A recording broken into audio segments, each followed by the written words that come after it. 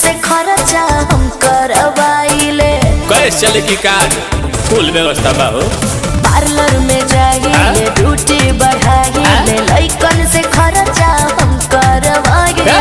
Bobby Banaras के पान भइलू, बॉबी बनारस के पान भइलू। कातना लइकन के जान भइलू, गोरी लागत कि अब के सियान भइलू। तो गोरी लागत कि अब के सियान भइलू।